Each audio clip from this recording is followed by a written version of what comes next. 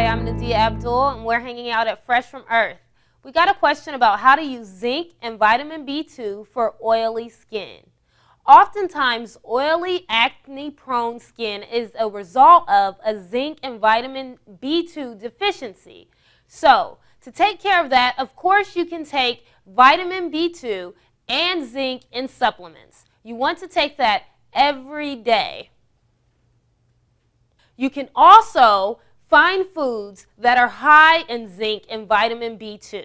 Chocolate, cocoa powder, salmon, peanuts. These are all things that are either high in zinc or vitamin B2. Make sure that you're getting plenty of that through your diet.